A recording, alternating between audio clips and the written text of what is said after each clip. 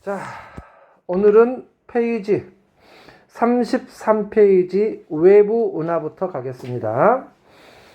자, 외부 은하는 우리 은하가 아닌 다른 은하를 말하겠는데, 그 외부 은하를 이해하기 위해서는 우리 은하를 먼저 이해하고 보는 것이 좋겠다.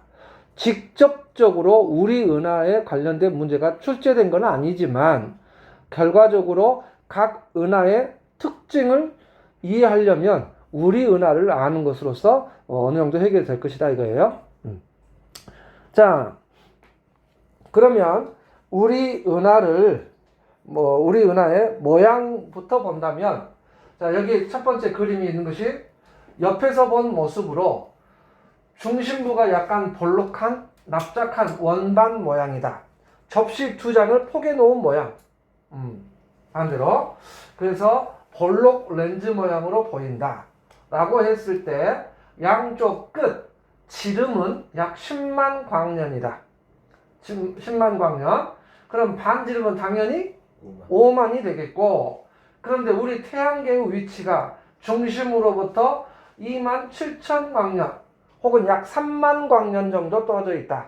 그래서 대략적으로 중간쯤에 있다 정도 이해하면 되겠네요. 그 다음에 이것을 수직에서 위에서 바라본 모습이 된다면 그 아래에 있는 그림. 그랬을 때 중앙에 은하 핵이 있고 그 핵을 가로지르는 막대 모양의 구조가 있으며 그 막대 끝에서 나선 팔이 빠져나가네요. 그래서 우리 은하는 막대 나선 은하라고 한다.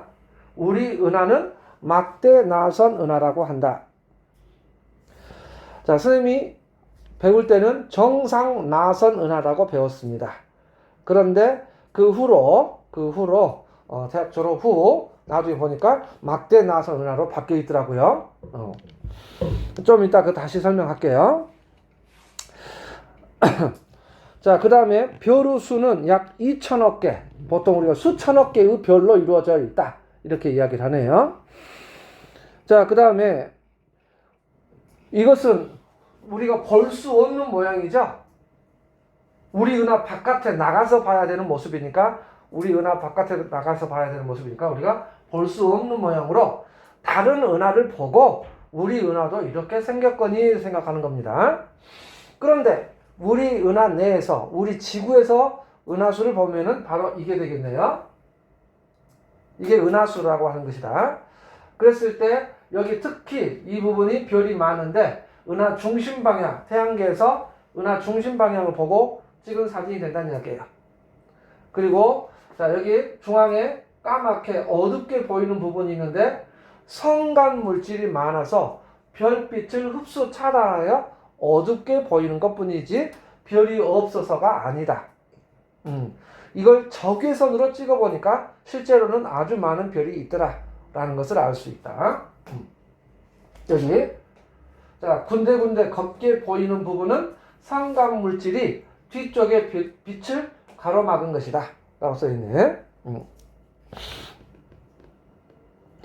자, 그 다음에 우리 은하의 구성. 그랬을 때 제일 먼저 성간 물질이 있다. 별을 만드는 재료가 되는 성간 물질. 대부분이 뭐다? 수소. 그 다음에 뭐죠? 헬륨. 헬륨. 수소, 헬륨. 질량비가 몇 대 몇? 3대 1. 이렇게. 자, 그 다음에 그러한 성간 물질이 우주 공간에 흩어져 있는데 거의 진공이나 다름없다.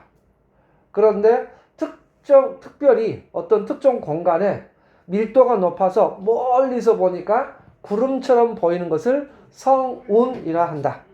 그리고 그 성운은 세 가지. 스스로 빛을 내는 발광성운, 빛을 반사하는 반사성운, 그리고 암흑성운이 있다.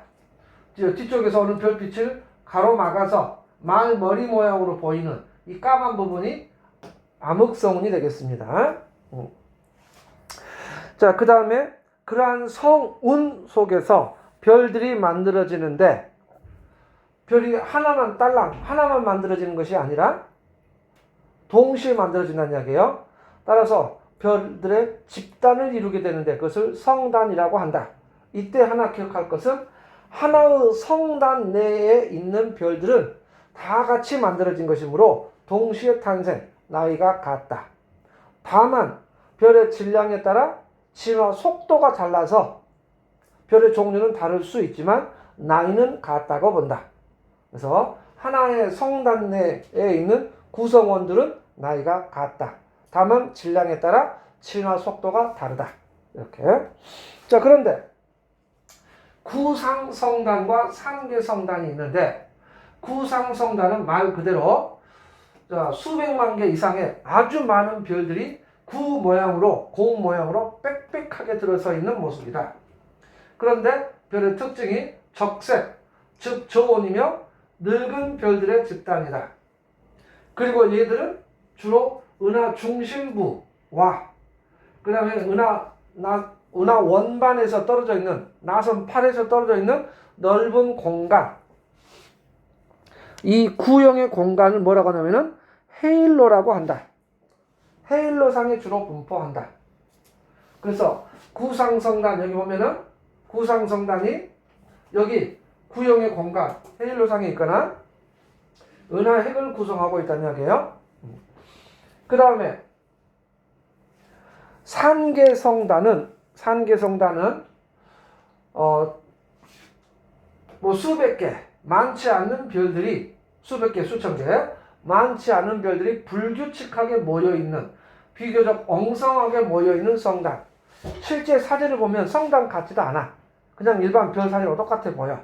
그렇게 불규칙한 성단. 그런데 얘네들은 청색, 고온의 젊은 별들의 집단이다. 그리고 얘네들은 주로 나선 8에 분포한다. 이렇게 되어 있습니다.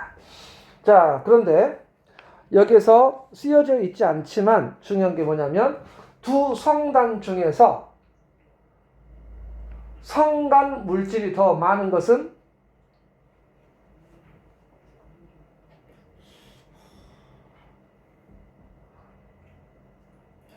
별들 사이에 분포하는 먼지, 티끌 입자가 더 많아 보이는 것은?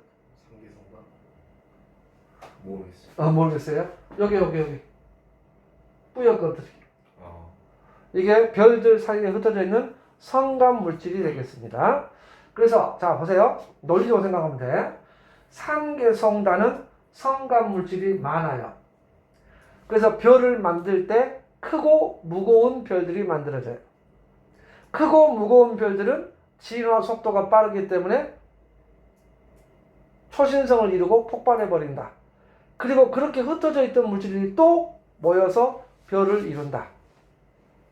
또 크고 무거운 별들이 만들어질 것이고 또 흩어져 버리고 또 모이고 그렇게 된 겁니다. 자, 그렇다면 생각하세요. 이제 여기는 청색의 고온의 젊은 별들의 집단이다. 따라서 이것은 우리 은하가 만들어진 이후에 다시 태어난 2세대, 3세대 별들로 구성되어 있는 집단이다. 그런데 얘네들은 우리 은하 탄생 초기부터 있었던 탄생 초기의 은하들, 1세대 별이다 이거예요. 자, 그렇다면 산계성단이 충분한 시간이 지나면 구상성단이 된다. OX.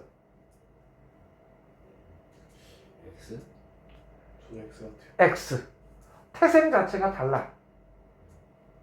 얘네들은 시간이 지나도 흩어졌다가 다시 모이고 흩어졌다가 다시 별이 만들어지는 항상 청색의 고온의 별들의 집단이 된다는 얘기예요. 이랬죠? 자, 그런데 여기서 기억할 게 뭐냐면 나중에 은하의 종류를 이야기할 때 구상성단은 타원 은하하고 성격이 비슷하다. 타원 은하. 그에 반해서 산계성단은 불규칙 은하하고 성단이 비슷해요. 모양으로도 연관성이 있으니까 이해할 수 있을 거예요. 불규칙 은하는 산계성단과 성격이 비슷하여 성간 물질이 많고 청색의 고온의 별들의 집단, 별들이 많다. 그렇게. 이쪽은 성간 물질이 적고 적색의 저온의 늙은 별들이 더 많다. 무슨 은하? 타원 은하. 이렇게. 그래서 간단하게 우리 은하를 공부하고 그 다음에 이제 외부 은하로 갑니다.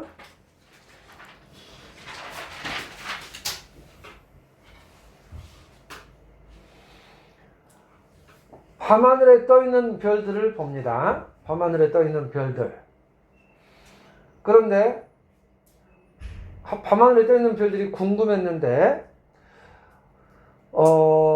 과거에 지구 공전의 증거를 이야기할 때 만약에 태양을 중심으로 지구가 공전한다면 지구의 위치가 달라질 것이고 이쪽 끝에서 볼 때의 별들의 배치와 공전에 의해 자리가 이동되어서 본 별들의 배치가 달라져 보일 것이다 이거예요. 어떻게? 거리에 따라서. 이것을 뭐라고 하냐면은 시차가 발생했다. 1년을 주기로 시차가 발생했다. 이것을 연주시차라고 한다. 앞서서 잠깐 이야기가 됐을 거예요.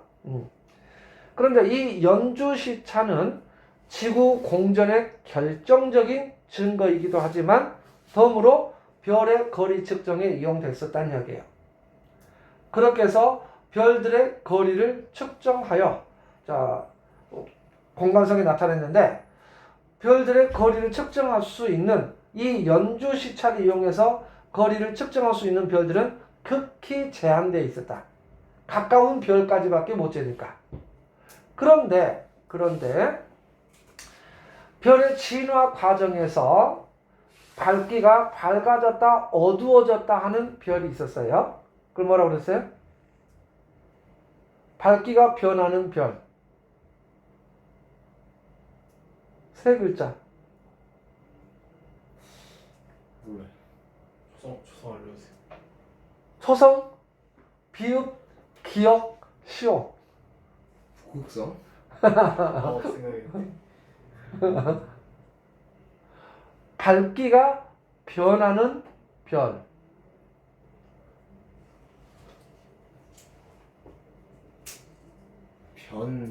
변. 무슨 성이죠? 성. 변광성. 이런 밝기가 변하는 별, 변광성. 근데 심장, 박동 뛰듯이 맥동 변광성.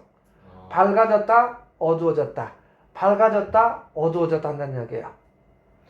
그런데 이 별의 광도, 즉 절대 등급에 따라서 이 변광 주기가 결정되더라 이거예요. 그래서 이 관계를 이용해서 변광 주기를 측정하면 절대 등급을 알 수 있다.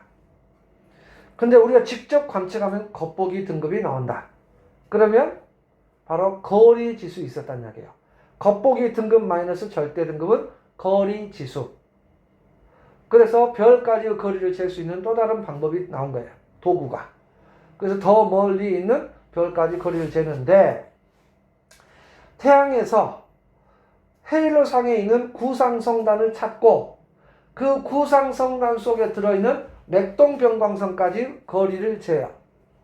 그래가지고 공간 속에 나타내 보았더니 우리 은하의 크기가 나오더라 이거예요. 구형의 10만 광년의 지름을 갖는 구형의 공간이 나오더라 이거예요.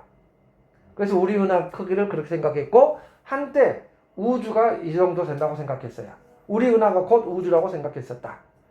그런데 우리 은하를 구성하는 것에는 성간물질, 성운, 성단 뭐 이런 식으로 구성되어 있는데 성운이라고 생각했던 것이 관측 장비 망원경이 발달하면서 그 속에 별이 보이더라.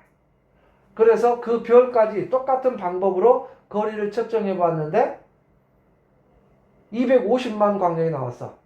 우리 은하의 크기가 얼마라고? 10만 광년. 근데 200만 광년이 넘어버리는 별이 나오더라 이거예요. 우리 은하의 크기를 훨씬 뛰어넘는 공간이 있다는 이야기예요. 그래서 그게 바로 외부 은하, 그게 바로 안드로메다 은하가 되겠습니다. 처음에는 지금 사진 보는 바와 같이 여러분 책으로 본다면은 별들의 집단이라기보다는 성운으로 보인다는 이야기예요. 그런데 이게 250만 광년 떨어져 있는 안드로메다 은하가 된다는 이야기. 그래서 별이라 생각했던 것들이 외부 은하라는 사실이 밝혀졌어요. 그래서 그 외부 은하들을 사진을 찍어.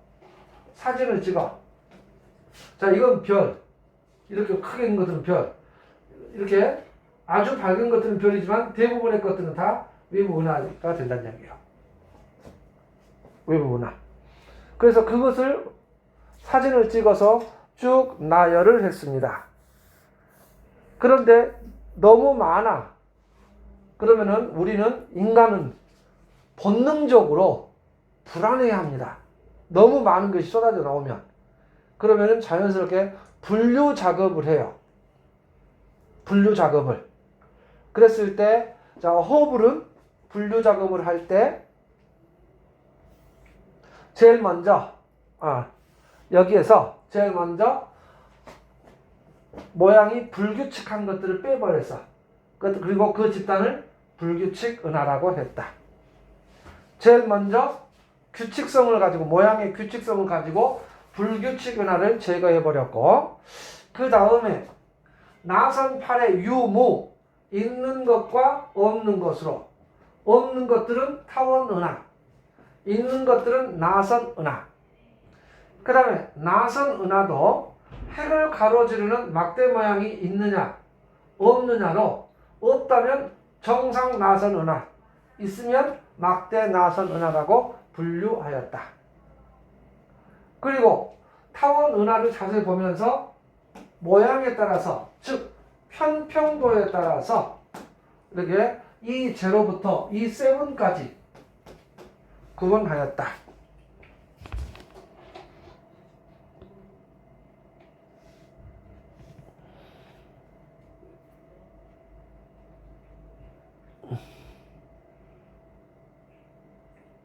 안 되네.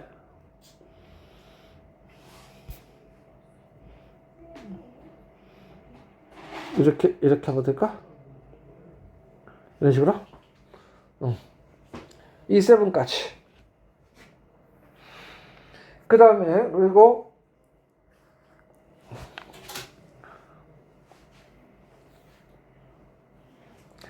타원 은하, 엘립티컬 갤럭시 해가지고 E를 썼네요. 엘립스, 그것이 바로 타원이라는 이야기예요. 그리고 편평도에 따라 나눴는데,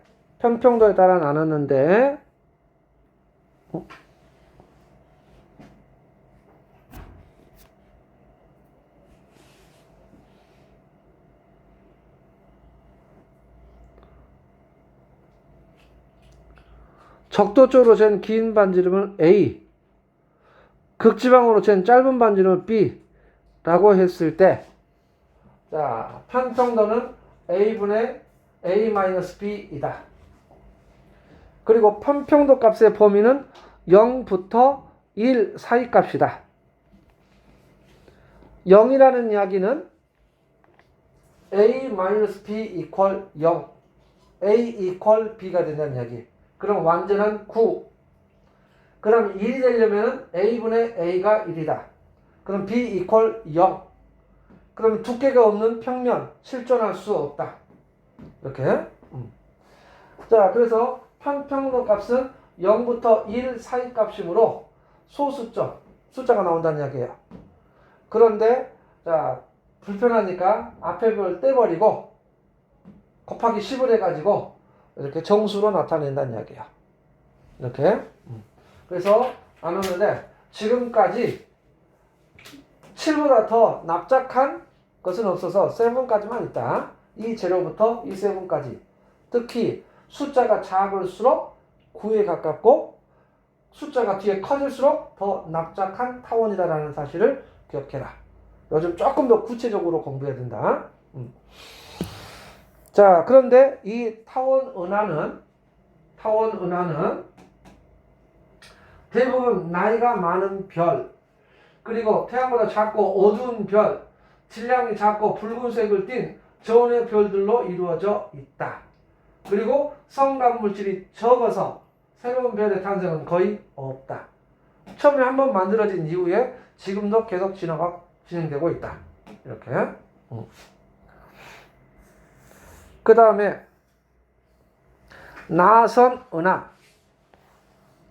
나선 은하는 은하 핵에서 나선 팔이 뻗어나온 은하. 그리고 그거는 막대 모양의 구조의 유무에 따라서 정상 나선 은하와 막대 나선 은하를 이야기하는데, 자, 그냥 정상 나선 은하는 S를 쓰고 막대 나선 은하를 바. 축구 골대를 세워져 있는 것은 골 포스트. 그리고 가로지르는 것은 크로스바. 그래서 바를 쓴다는 얘기예요. 바. 그래서 막대 나선 은하 이렇게 구분하고 있다. 그리고 거기다가 소문자로 A, B, C 나선 팔이 감긴 정도와 은하 핵의 상대적 크기에 따라서 세분하는데, A에서 C로 갈수록 나선 팔의 감김이 느슨해지고 은하 핵의 비율이 작아진다. 전체에 대한 중심부의 비율. 전체가 분모, 중심부가 분자. 그랬을 때 그 분수꼴의 숫자가 작아진다는 이야기예요. A에서 C로 갈수록. 그리고 나선 8에는 성간 물질이 많아 젊고 청색의 별들이 모여있는 무슨 성단? 산계 성단들이 주로 분포하고, 은하 중심부와 그 다음에 헬로상에는 성간 물질이 적고 늙고 붉은 저온의 별들이 주로 분포하는 구상성단이 분포한다는 이야기. 이렇게 우리 은하를 생각하면 좋겠다. 그 다음에 불규칙 은하, 일레귤러 해가지고 IRR을 쓰네요.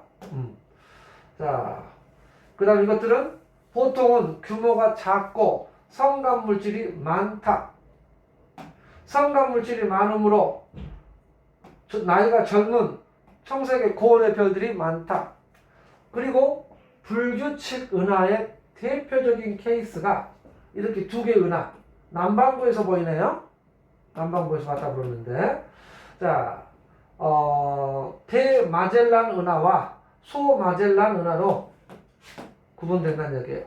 지금 요게 여기에 지금 요거 밑에 요거 있죠. 요거 밑에 요거. 확대해 놓은 거예요? 응. 지금 요게 요거고.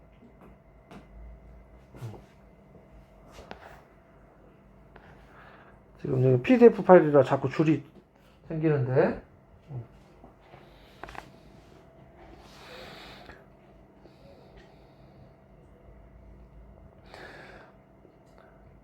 자, 이렇게 허블은 은하를 분류하였다. 자, 여기서 은하의 종류가 있고 조건문에 따라서 구분되어 나오는 거 어렵지 않아요. 그런데 기억할 것, 허블이 이렇게 은하를 나눌 때 써야 되는데, 여기 있다.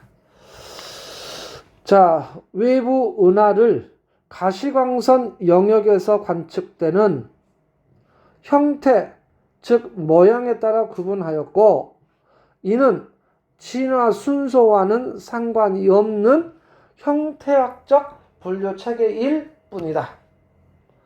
중요한 말, 진화 순서와는 상관이 없다. 자, 그렇다면 이렇게 어떻게 꼬시냐면, 불규칙 은하는 청색의 고온의 젊은 별들이 많다. 그런데 타원 은하는 적색의 저온의 늙은 별들이 많다. 따라서 불규칙 은하가 시간이 지나면 타원 은하가 될까? 그렇게 되지 않는다는 이야기예요. 아까 상계성단이 구성성단이 될 수 없듯이 마찬가지라는 이야기예요. 자, 허블의 은하 분류가 은하의 진화와 관련이 없는 이유. 보이는 방향에 따라 다른 형태로 판단될 수 있다. 이렇게 보는 것과 이렇게 보는 것은 다를 수 있죠. 이렇게.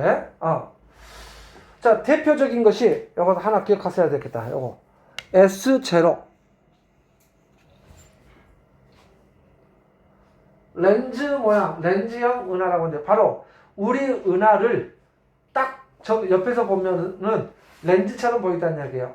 중간에 원반이 보이는데 나선 팔은 보이지 않아. 너무 딱 저 옆에서 보니까 이렇게 나선 팔이 감겼는데 정확히 눈높이에서 감긴다면은 그 나선 팔이 이렇게 구분되지 않는다는 이야기예요. 이럴까요? 그래서 렌즈형 은하라고 S0 것이 있다. 자, 보이는 모양에 따라 다르게 보일 수 있고, 그 다음에 은하에서 나이가 많은 별들이 차지하는 비율은 나선 은하보다 타원 은하가 높다. 뭐 됐고, 허블의 은하 분류는 가시광선으로 관측한 결과일 뿐이므로 다른 파장 영역을 이용한다면 또 전혀 다른 모양이 보인다. 그리고 인접한 은하의 영향으로 은하의 형태가 달라지거나 또 서로 충돌하기도 한다는 이야기.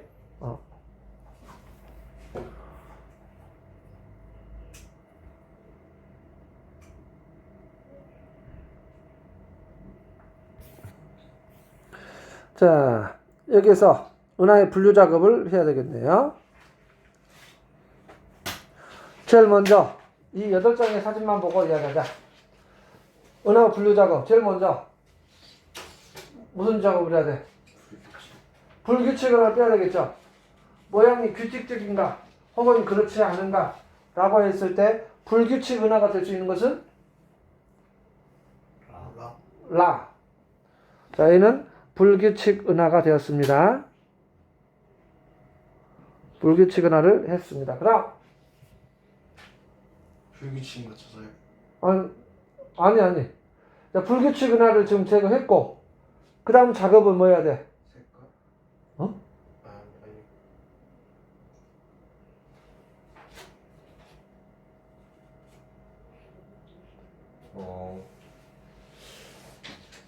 이제 타원은하를 그러니까 찾아야겠죠. 어떻게? 나선 팔의 유무. 그렇지. 나선 팔의 유무. 그래서 가는 있고 나 없고 다 있고 그 다음 마 없고 바 사 아 있다. 그러면 타원 은하는 나와 마는 타원 은하. 이렇게. 그 다음에 이제 막대의 유무 했을 때 다. 자, 얘는 그러면은 막대 나선 은하 이렇게 있고 이렇게 있는 거죠 지금. 이렇게 있고. 그래서 이것도 했다. 그럼 파사아는 정상 나선 은하가 되겠다. 그렇게 분류한다. 한 번 정도씩은 이렇게 해볼 필요가 있다 이거예요. 한 번만 해보면 돼. 어려운 이야기 아니다. 자, 아까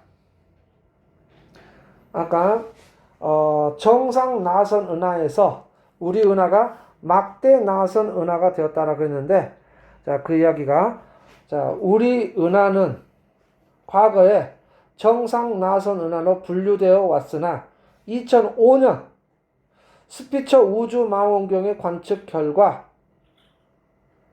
막대 나선 은하에 더 가깝다라는 것이 확인되었다 이야기예요. 2005년 졸업 이후에 밝혀졌다. 참고하고, 그 다음에 여기 맨 밑에 보면은 나사 홈페이지가 나오네요. 거기 여기 책에서는 안 되지만 클릭을 하게 되면 이 주소로 들어가는데, 그냥 간단하게 여기까지만 치고 들어가도 되겠네요. 여기까지만. 거기 들어가서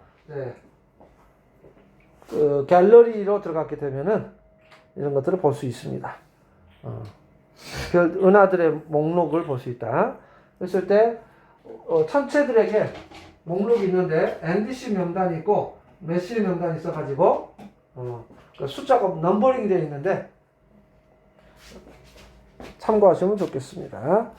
뭐 우리가 어떤 은하의 사진들을 보고 어떤 몇 번 은하인지 우리가 그런 건 알 수가 없죠. 그냥 참고하시면 되겠습니다.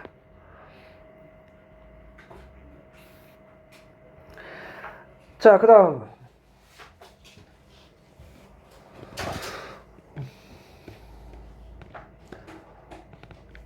허블의 은하 분류 체계로 분류되지 않는 새로운 유형의 은하로 모양은 허블의 은하 분류에 따라 나뉘지만 일반적인 은하에 비해 전파나 X선 영역에서 강한 에너지를 방출할 뿐만 아니라 그 밝기가 시간에 따라 변하는 등 일반 은하와 다른 특성을 보이는 은하들을 특이 은하라고 한다.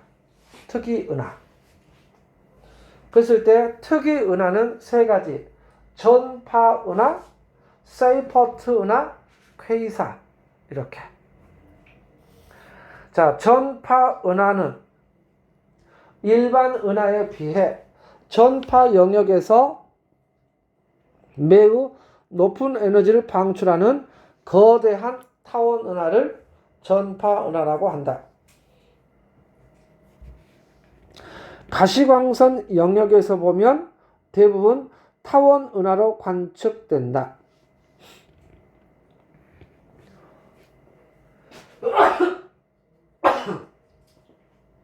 그런데 전파 영역에서 보면 관측하는 방향에 따라서 이렇게 긴 막대기가 있는데 이것을 이렇게 본다면 이 민현지의 머리 정수리가 보이겠네요. 그런 식으로 핵이 뚜렷한 전파 은하로 관측되고, 그 다음에 이 길이 있는데 이렇게 보는 게 아니라 이렇게 직각 방향으로 보게 되면 막대기로 보일 것이다 이거예요. 중심 핵이 있고 양쪽에 많은 전파가 방출되는 로브와 그걸 연결하고 있는 Z가 있다는 얘기예요. 그렇게 보인다. 보는 방향에 따라서 모양이 달라져 보인다. 이렇게. 자, 전파 영역에서 보면 관측하는 방향에 따라 달라지는데, 자, 이 그림에서 보는 바와 같이 핵이 뚜렷한 전파 원으로 보이거나 중심 핵의 양쪽에 강력한 전파를 방출하는 로브가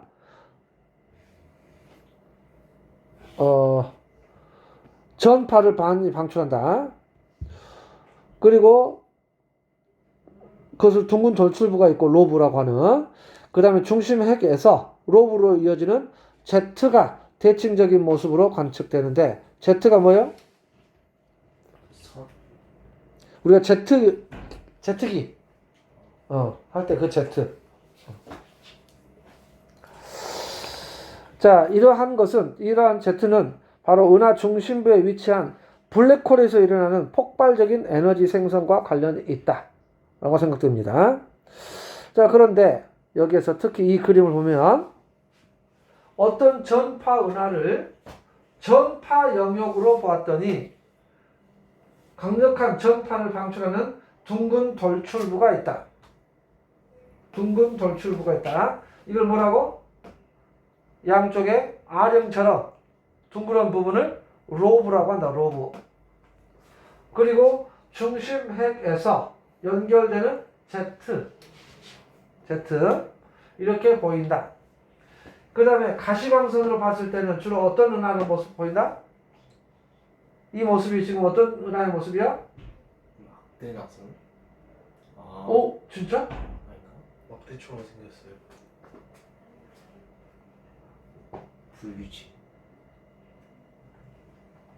전파 은하는 대부분 타원 은하라. 이게 타원 은하의 모습이에요, 지금. 이 까만 부분은 별빛이 가려진 것 뿐이라고. 밝은 색으로 봐야 돼, 밝은 색으로.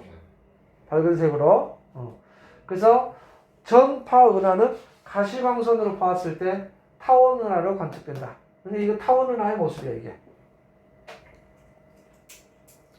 그런데 가시광선으로 봤을 때는 타원 은하로 보였는데 이걸 그대로 전파 영역으로 보면 이 모습 완전 다른, 이렇게 보인다는 얘기예요. 전파 영역으로 보면 이게 이렇게 보인다. 그 다음 이것을 X선으로 보면 또 이렇게 보인다. 여기에서 그래 따라서 Z가 빠져나오는 거. 그랬을 때 여기 중심 부분에서 블랙홀이 있고 거기서 에너지를 빨아들이면서 에너지가 생성되는데 그것이 강력하게 뿜어져 나온다는 얘기예요. 그런데 이 세 개를 합성하면 이렇게 보인다는 얘기예요. 합성 영상. 이게 은하 원반처럼 보이잖아요. 이렇게. 그리고 이 X선 찍었던 이 Z가 있고 그 다음에 로브가 지금 현재 이 주황색 정도로 보일까? 이렇게. 합성 영상. 자, 전파나 X선은 우리 눈에 보이지 않는 색깔이야. 우리 눈에 보이는 색깔이 아니라 그냥 전파와 X선은 각자 색깔로 처리를 했을 뿐이야. 밝기, 에너지량에 관련된 이야기가 되겠습니다.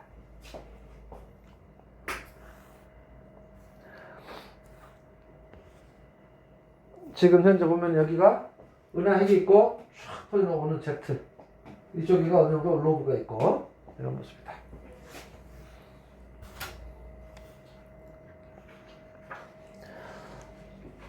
두 번째 특이 은하에는 세이퍼트 은하가 있는데 보통 은하에 비해서 아주 밝은 중심핵과 넓은 방출선을 보이는 은하. 자, 아주 밝은 중심핵과 넓은 방출선을 보이는 은하. 그런데 이는 또 가시광선으로 보면 주로 나선 은하로 관측됩니다.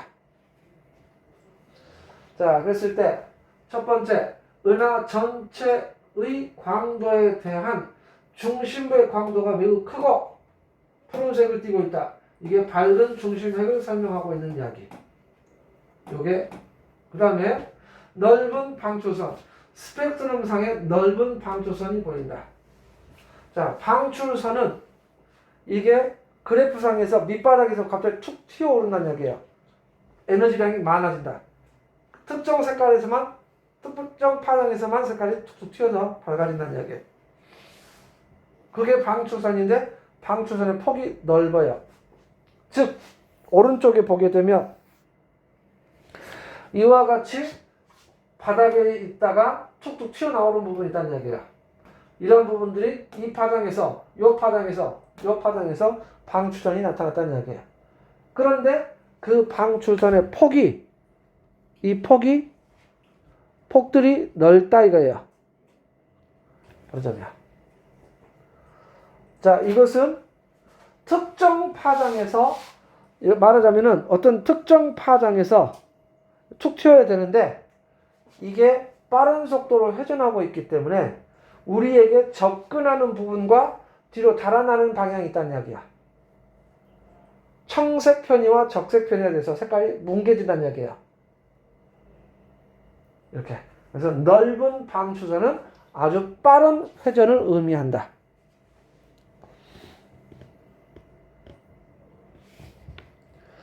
넓은 방출선은 빠른 속도로 회전하고 있다는 것을 의미한다. 그 정도로 빠른 속도로 회전을 하기 위해서는 중심부에 거대한 블랙홀이 있을 것으로 추정되고 있다. 넓은 방출선은 빠른 회전이며 블랙홀을 의미한다. 암시한다. 자, 그리고 아까 이야기했지만 세이퍼트 은하는 주로 나선 은하로 관측된다. 자, 그 다음에 퀘이사. 아주 멀리 있어서 별처럼 보이지만 일반 은하의 수백 배 정도의 에너지를 방출하는 은하.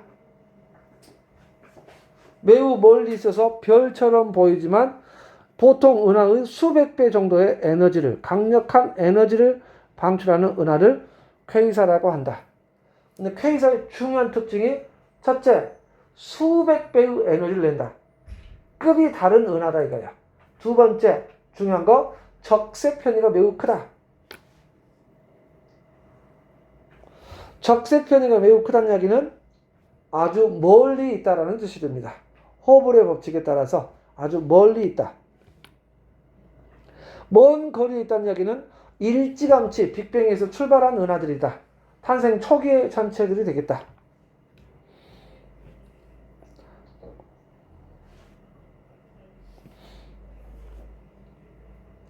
퀘이사는 가시광선뿐만 아니라 모든 파장 영역에서 매우 강한 에너지를 방출한다. 그 다음 은하 전체 광도에 대한 중심부의 광도가 세이퍼트 은하보다 크다. 이렇게 막대한 양의 에너지가 방출되지만 에너지가 방출되는 영역의 크기는 태양계 정도로 매우 작다. 자, 우리 은하가 이렇게 있고 여기서부터 여기까지가 10만 광년. 이 전체에서 나온 에너지에 우리 은하 전체에서 나온 에너지에 수백 배의 에너지가 나오고 있다. 그런데 에너지가 방출하는 영역은 고작 여기에 분포하는 점과 같은 우리 태양계에서 나오는 에너지, 그 영역에서 나온다는 얘기예요. 그냥 좁은 부분에서. 그러니까 전체에 대한 광도 밝기가 매우 밝다. 세이퍼트 은하보다 더 크다. 요게. 거기서 막대한 양의 에너지가 나온다. 그것은 역시 거대한 블랙홀이 있을 것으로 추정되고 있다. 이렇게.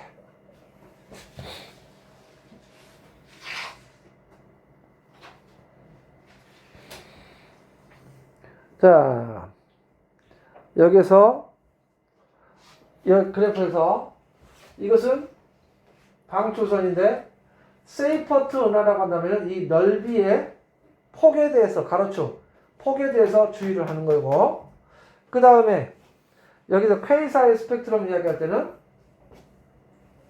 이게 지금 비교 수소선 스펙트럼, 퀘이사의 수소선 H 수소. 그랬을 때 이 감마가 이 정도에서 원래가 나와야 되는데 이 정도 나왔고, 베타가 이 정도에서 480 정도여야 되는데 여기에 나왔고, 그 다음에 알파가 여기 있던 것이 이 정도 나왔다는 얘기예요. 그래서 자, H 알파선으로 이야기한다면 이 정도가 원래의 파장 부분인데 이만큼이 됐다는 얘기예요. 적색 편이가 매우 크다. 빠른 속도로 후퇴한다라고 하는 것을 의미한다. 이렇게. 다음 페이지. 자, 특이 은하에 포함시키기도 하는데 보통 따로 떼어내서 충돌 은하라고도 한다. 자, 은하들은 우주에 골고루 퍼져 있는 것이 아니라 무리지어 분포하기에 서로 잡아당기는 중력의 영향으로 가까워지거나 충돌하기도 한다. 그런데 은하와 은하 사이가 충돌할 때 별의 크기보다 별 사이의 공간이 훨씬 크기 때문에 은하가 충돌하더라도 내부에 있는 별들이 서로 충돌하는 일은 거의 없다. 별과 별, 자, 구슬 하나 사이의 공간이 학교 운동장만큼씩 공간이 넓다는 이야기예요. 쬐깐한 별 하나 주위의 공간이 운동장보다 더 넓은 공간을 차지하고 있다는 이야기. 근데 그런 것들이 합쳐진다고 했을 때 그 두 개가 충돌할 가능성은 없다. 거의 없다. 보통은 거의 없다라고 표현하고, 자, 그 다음에 하지만 은하가 충돌할 때 거대한 분자 구름들이 충돌하면서 갑자기 성간물질의 밀도가 증가하고 압축되어 많은 별들이 한꺼번에 탄생하기도 하고 또 은하의 형태가 변하기도 한다. 이렇게 그랬을 때 우리 은하와 안드로메다 은하의 충돌하고 나오네요. 참고하시면 되겠고, 그 다음에 이것을 영상으로 한번 우리가 볼 수 있겠네요. 구글 검색에서 은하의 충돌하게 되면은 어느 정도 동영상이 나올 거예요.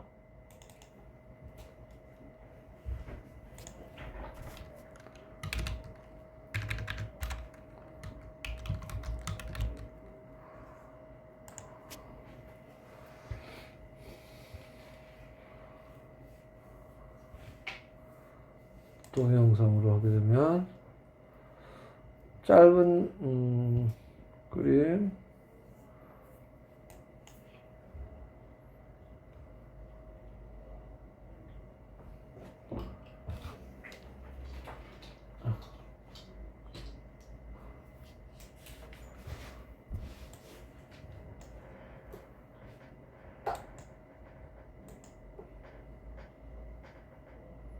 소리가 안 나오네. 실제 모습, 실제 일어나는 은하가 있다는 얘기예요.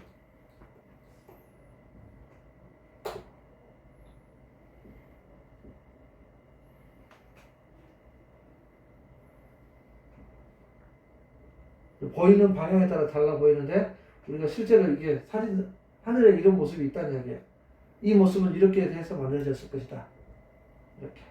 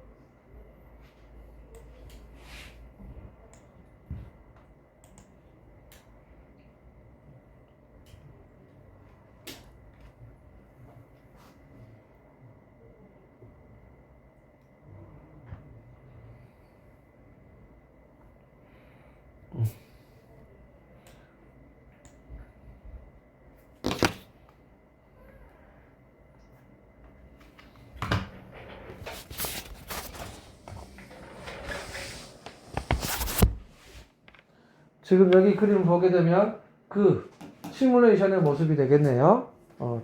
참고하시면 되겠고, 그 다음에 여기 있는 그림 같은 경우는 상상도, 우리가 은하수하고 안드로메다 은하가 충돌하는 모습을 보여주고 있다. 근데 이게 수십억 년 동안 진행되는 이야기가 된다. 참고하시면 되겠습니다. 자, 이렇게 해서 특이 은하까지 이야기가 되었네요. 자, 잠시 쉬었다가 빅뱅 우주론 들어갑니다.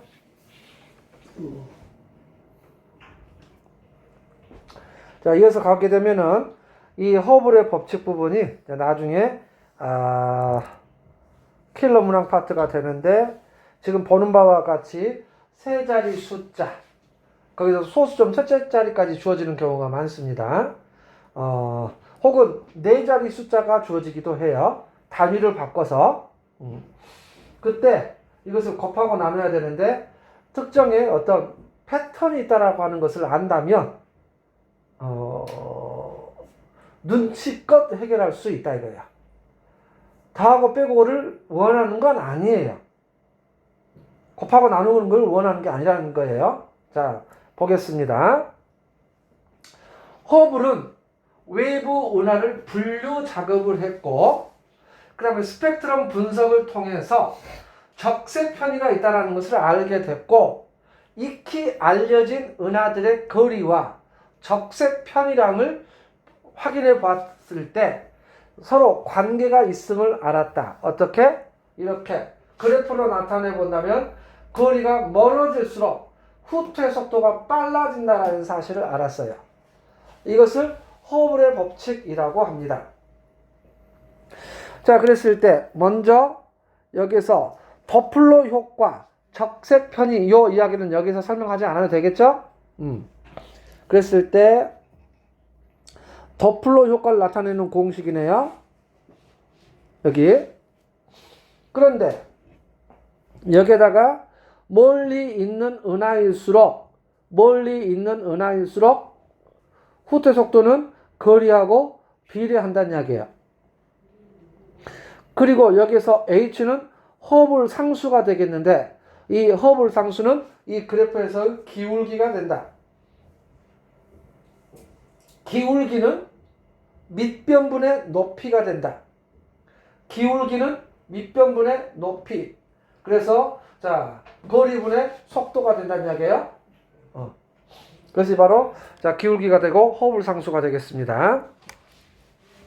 자 그랬을 때 여기서 이런 스펙트럼에 관련된 이런 자료가 나오거든.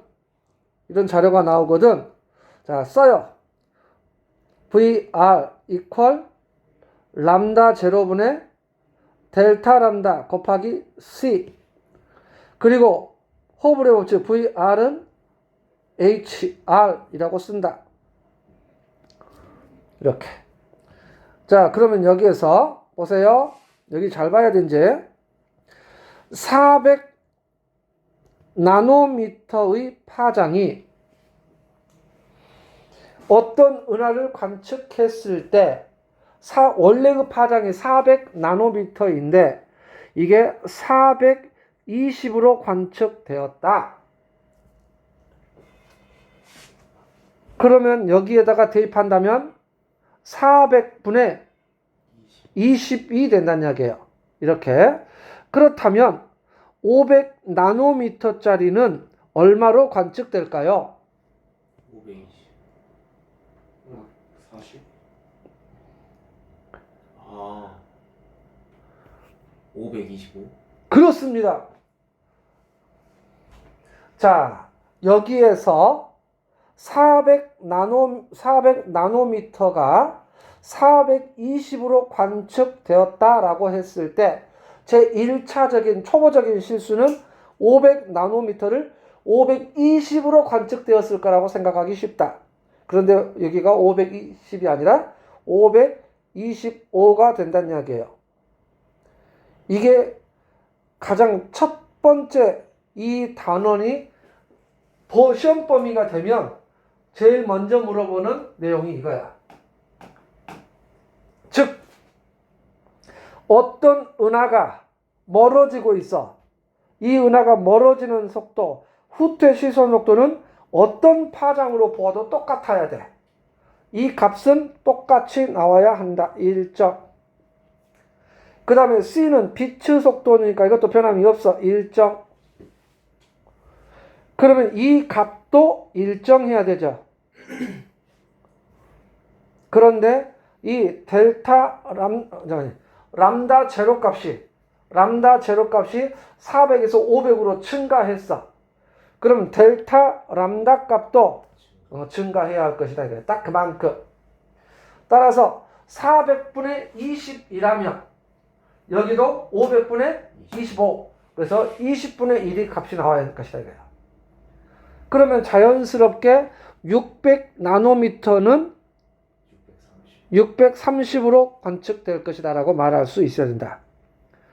자, 틀림없이 지구과학 선생님들은 허블의 법칙을 처음 배울 때 내는 질문이야.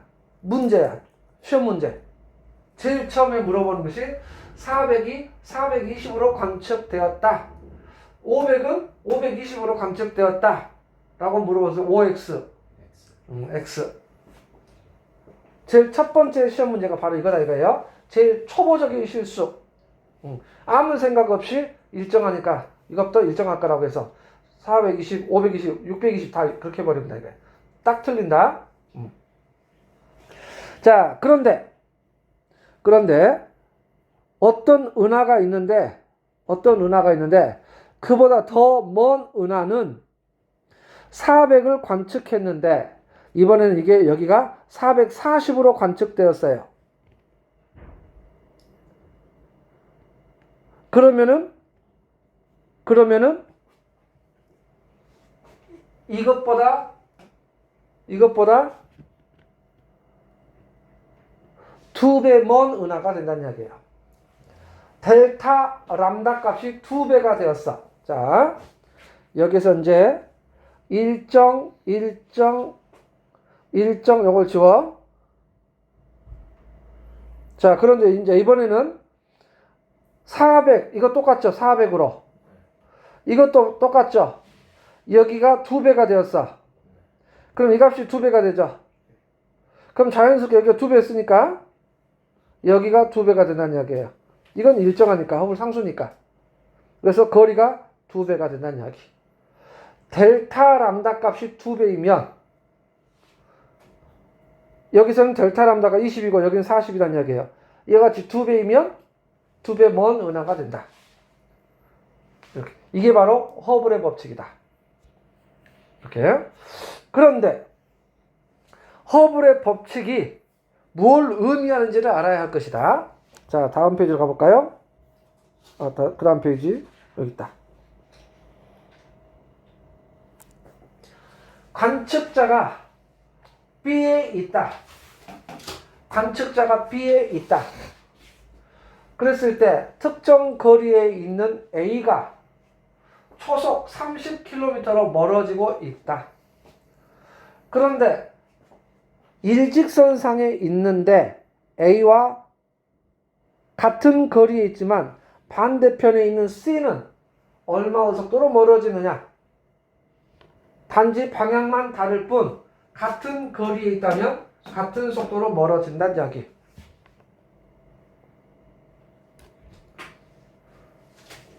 그런데 D는 그 C보다 2배 멀리 있어요. 그럼 얼마 속도로 멀어진다? 60으로 멀어진다는 이야기예요. 거리에 비례해서 빨라진다는 이야기.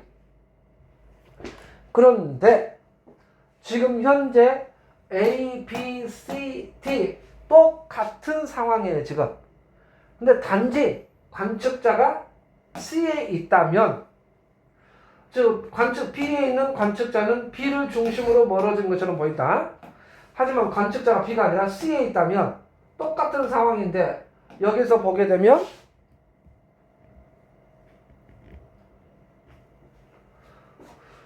B 입장에서 보면 C가 30으로 멀어지지만 C 입장에서 본다면 B가 30 멀어진 것처럼 느껴질 것이다 이거예요. 그럼 여기서 C가 멀어지기도 하고 A가 멀어지기도 해. 각각. 따라서 C 자신은 움직인다고 생각을 하지 않으므로 정지. 그럼 상대적으로 A는 60의 속도로 멀어지는 것처럼. 그리고 D는 30, 30이지만 30만큼 차이가 나므로 이렇게 멀어진 것처럼. 그러면은 B에서 보면 B를 중심으로 멀어진 것처럼 보인다. C에서 보면 C를 중심으로 멀어진 것처럼 보인다. 마찬가지로 A에서 본다면 A를 중심으로, D에서 본다면 D를 중심으로 멀어진 것처럼 보인다. 우리를 중심으로 모든 은하들이 멀어지고 있는데 우리를 중심으로 멀어지는 것처럼 느낀다는 이야기예요. 그래서 자칫 우리가 우주의 중심인 것으로 생각하기 쉽다. 착각하기 쉽다. 그런데 그게 아니다. 모든 은하들을 중심으로 멀어진 것처럼 보인다는 이야기예요. 따라서 팽창하는 우주의 중심은 없다. 근데 이 이유는 뭐냐? 은하가 스스로 움직이는 게 아니라 풍선 위에 박혀 있는데 풍선 자체가 늘어나 버린 것이다 이거예요. 공간이 팽창한 것이다. 따라서 자 이렇게 멀어질수록 빨라진다가 되는데 우주의 팽창 모델을 가와 나로 구분했을 때 이 그림을 보게 되면 공간 자체는 변함이 없다. 그런데 은하 사이의 거리가 멀어지고 있다는 이야기예요. 이게 우주의 팽창 모델이 아니다. 이 모델이 아니라 이처럼 이런 것이 있는데 이런 공간이 커져서 은하 사이의 거리가 멀어지는 것으로 보인다는 이야기예요. 이때 만약에 자 여기에 있는 은하를 중심으로 이걸 다 일치를 시켜. 자 바늘과 같은 작은 바늘 핀이 있죠. 그 하루핀이라고 그러는데 그 핀을 꽂아서 여기과 이것과 이거 세 개를 연달아 일치를 시켜줘. 세 개를 꽂아놓고 위치 변화를 그림으로 그려본다면 모두 다 얘를 중심으로 멀어지는 것처럼 보일 것이고 거리에 따라서 더 많은 이동거리가 나타날 것이다 이거예요. 다른 것을 마찬가지 기준해도 똑같이. 그래서 자 우주의 팽창 모형은 나가 바르게 된 것이다 이거야. 그 이야기가 여기 쓰여져 있네요. 각각 은하가 움직이는 것이 아니라 물질이 폭발하듯 폭탄 터지듯 폭발해서 멀어지는 것이 아니라 공간이 팽창하여 은하들 사이의 거리가 멀어지는 것이다. 그래서 나가 맞다 이거야. 가가 아니라. 이 부분. 자, 이것을 모형적으로 이야기하게 되면 이거예요. 풍선에 단추를 붙이고 우주 팽창 모델을 이야기하는 거야. 이때 조심할 것. 이때 조심할 것. 많은 선생님들이 이것을 놓치고 있는데 조심할 게 뭐냐. 우리 공간은 3차원이죠. 3차원이야. 근데 그 3차원을 2차원이라고 가정했을 때야. 따라서 커지고 있는 풍선을 말할 때, 우주의 팽창을 말할 때 우주는 풍선 표면은 우주야. 그냥 풍선이 우주가 아니라 풍선 표면은 우주.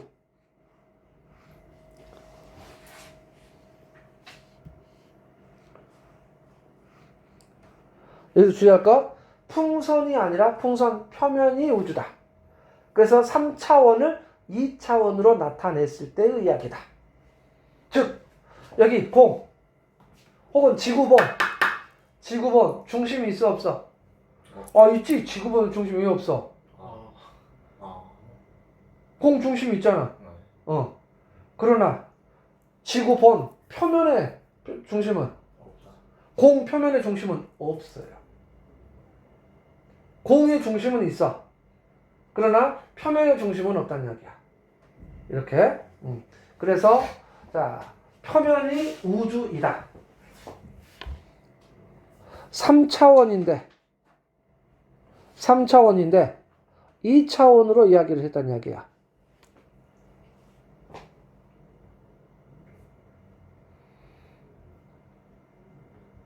그랬을 때 풍선이 커지기 때문에 단추 사이의 거리가 멀어진다.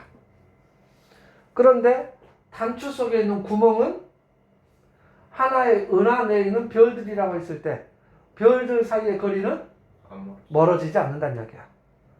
얘네들은 공간의 팽창보다는 인력이 더 강하기 때문에 그래요. 그만큼 가까이 있다는 이야기. 그래서 여러분들하고 저 사이의 거리가 멀어지지 않는다. 이해되죠? 내가 살이 찌는 이유가 우주가 팽창하기 때문이 아니다. 이렇게. 다시 앞으로 가서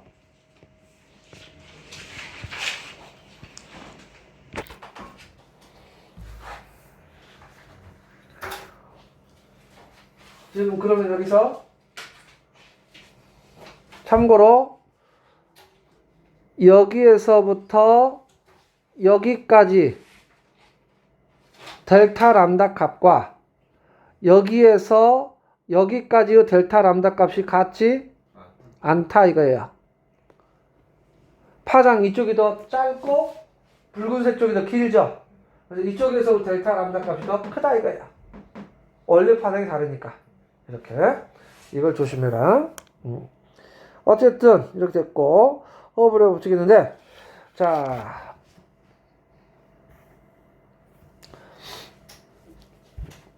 허블의 법칙의 의미, 후퇴 속도는 은하의 적색 편을 이용해서 구할 수 있으므로 허블 상수를 알면 은하까지의 거리를 알 수 있다. 후퇴 속도는 적색 편이 여기에서와 같이 적색 편이량을 이용해서 이걸 알 수 있다. 이렇게. 그 다음에 허블 상수를 안다면 거리를 구할 수 있다 그 말이야. 근데 허블 상수는 그래프가 주어졌을 때 기울기이므로 특정 값 아무거나 계산하기 편한 것 뭐 400 정도로 해가지고 이렇게, 그 다음에 또 여기 그러면 400 메가파섹, 그 다음에 거리, 속도가 2와 3 사이 값이고 곱하기 10의 4승 킬로미터 퍼 세크, 이것을 대입해서 그래프의 기울기를 이용해서 h를 구하고 그러면은 r을 구할 수 있다는 이야기야. 이렇게. 그래서 허블 상수를 안다면 은하까지의 거리를 알 수 있다. 그런데 멀리 있는 은하일수록 더 빠른 속도로 멀어진다는 거, 거리가 멀어질수록 후퇴 속도가 빨라진다는 거, 비례관계. 그런데 이것은 바로 우주 공간이 팽창함에 따라 별들 사이의 거리가 떨어진 거리에 비례하여 증가하기 때문이다. 그것은 결과적으로 우주가 팽창하고 있기 때문이다. 그래서 빅뱅 우주로 나올 수 있는 결정적 계기가 되었다. 자, 그런데 다시 한번 그래프에서 기울기는 뭐라고?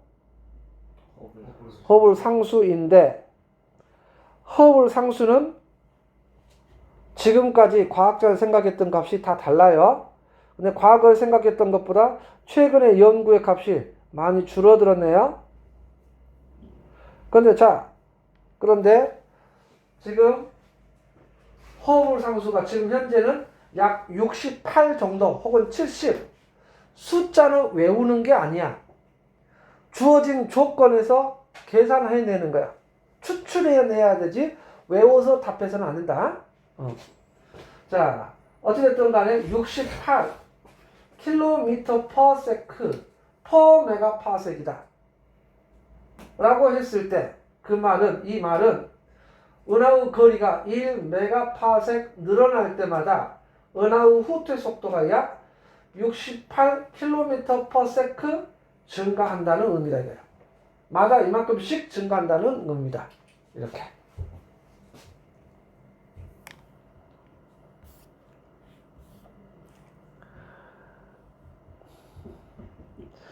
지금 여기서 보면 여기가 쭉 선을 그었을 때 여기가 원래의 파장이다. 그런데 여기가 이만큼, 여기는 요만큼으로 나타났고 여기는 여기, 여기는 여기. 따라서 적색 편이랑이 파장이 더 긴 쪽으로 치우치고 있다는 이야기예요. 그것은 더 거리가 멀어질수록 적색 편이랑이 증가한다. 지금 여기서 이제 파장값이 있는데 이쪽이 더 길다. 그리고 은하들이 점점 더 작아 보이는 경향이 있네요. 그래서 그래프로 그리면 이렇게 대략적으로 그려진다. 정확하게 일치는 하지 않아도 대략적으로 이렇게 된다는 이야기야.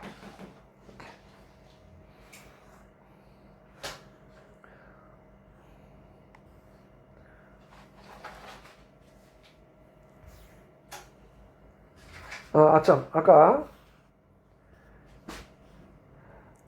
풍선으로 이야기하면은 아주 유아틱해 보이지만 이런 식으로 그림을 하게 되면 뭐가 있어 보이죠? 근데 이게 풍선이야, 풍선이야. 똑같아요. 그럼 막 노란색 그런 거 붙여진 스티커라 생각하면 돼요? 네, 맞아요. 이게 단추. 여기 있는 거 페이지가 똑같아요. 요거 세 개. 요거 다 똑같은 거예요. 여기 있는 은하 개수와 여기 있는 은하 개수, 여기 있는 은하 개수가 다 똑같다.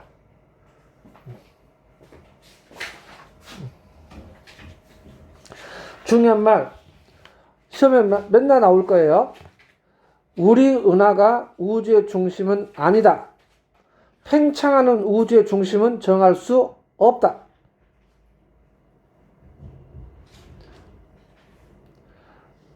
우주 팽창의 힘은 중력에 비해 무시할 수 있을 정도로 작으므로 우주 팽창의 단위는 별이 아니라 은하이다.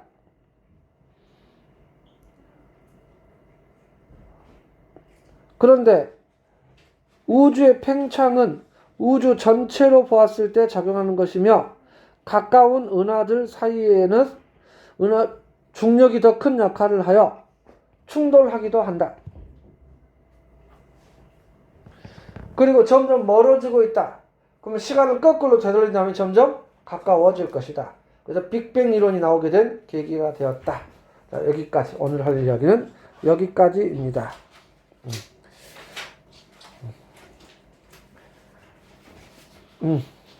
다음 시간에 허블 상수에 대한 이야기 44페이지부터 할 거예요.